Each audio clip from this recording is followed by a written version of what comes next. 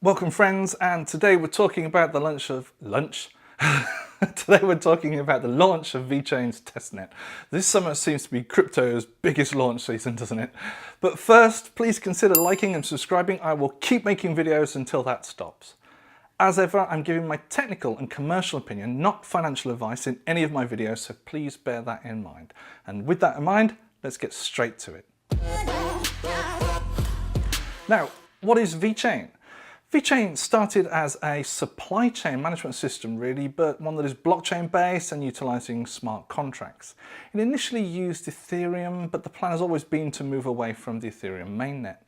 It uses a consensus mechanism called proof of authority, which we'll come onto in a short while, but it's important to recognize that VeCHAIN is governed differently and very differently to what we've come to expect from blockchains and decentralization in general. VeCHAIN, as a supply chain system, is investing in hardware.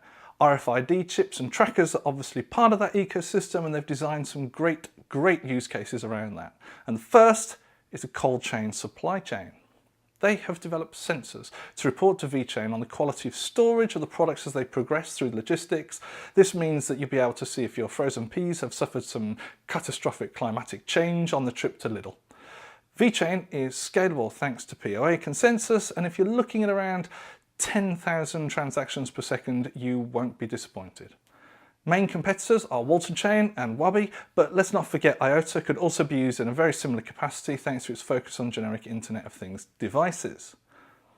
But the one thing that really does stand out about VeCHAIN is its business connections.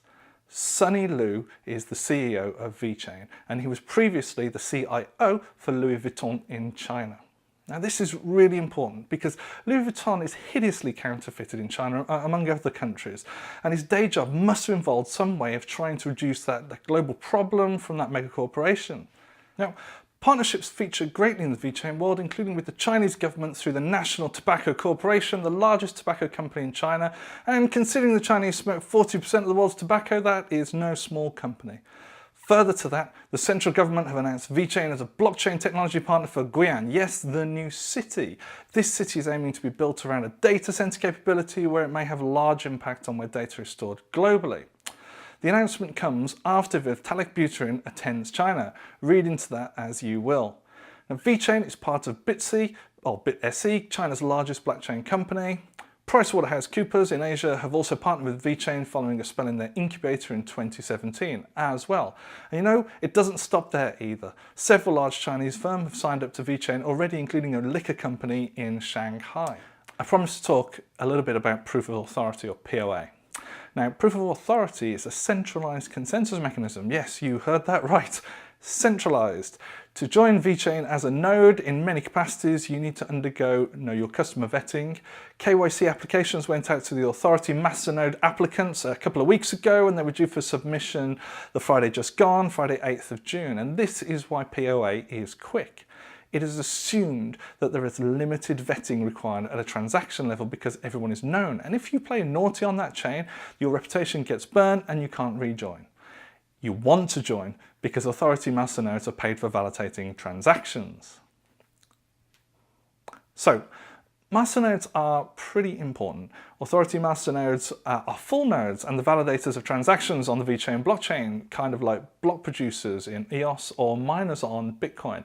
And rather than being voted in, like delegated proof of stake on EOS, they are selected by the steering committee of VeCHAIN.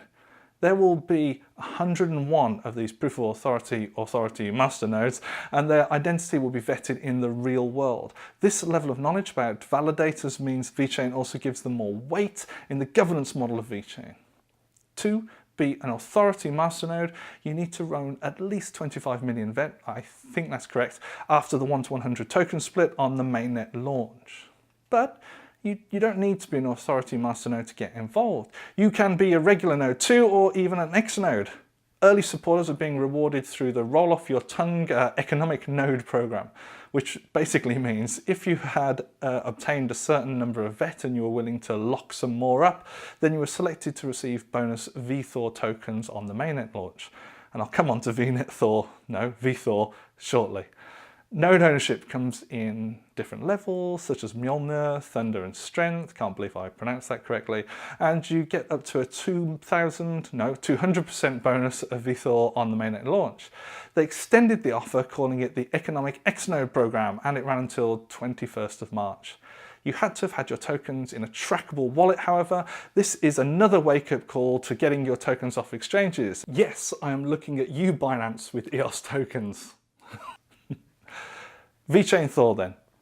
VeCHAIN Thor is the rebranding of VeChain for when it goes live soon. VeThor is the name of the second token on the VeChain network, along with VET, which was previously known as VEN. It all gets very confusing.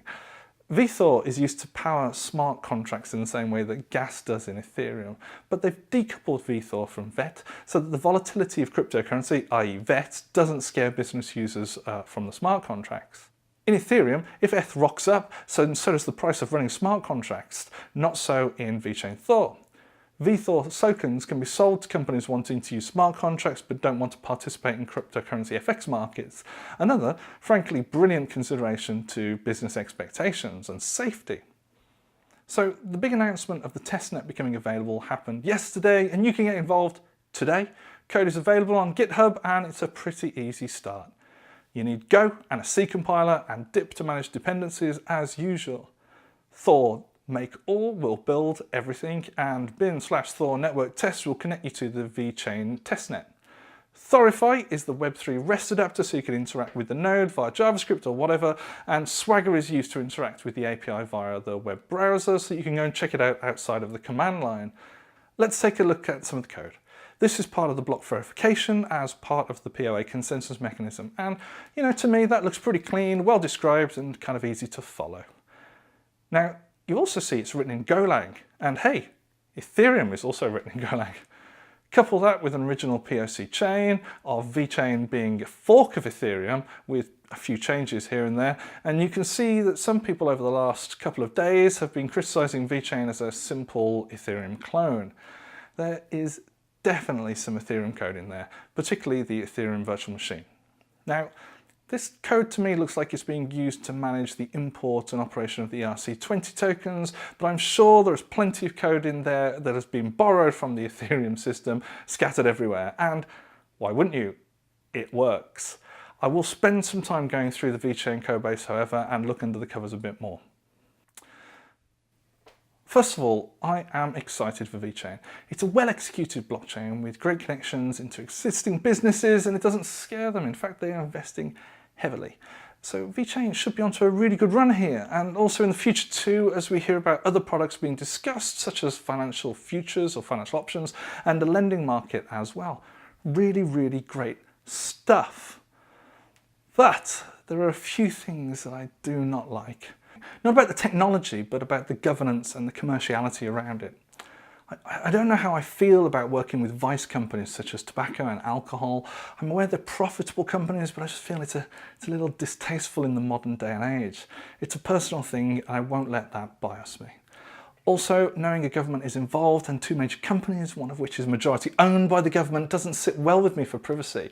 It's like giving Facebook your personal details. Theoretically, it's okay until it's not, as we found out. Centralization is rearing its head immediately as well, with VeChain announcing that they reserve the right to own as many authority nodes as they want. In other words, they're always in control. Anyway, I hope I've been balanced about what I think is a fantastic technology applied to fantastic business opportunities, and therein lies the reason why VeChain may be going to the moon, which is my favourite phrase ever. But I'm aware that criticising any blockchain brings out the people personally invested in said blockchain and the emotions that come with that. And regardless of any personal opinions I may have about centralisation, I am genuinely excited about VeChain. I love hardware. It's real world stuff, and it's not just code floating around in a computer. It's tangible, and there is why I like it. Anyway, that's it for today, folks. Please like and subscribe, and I'll see you next time. Have a great day. See you soon.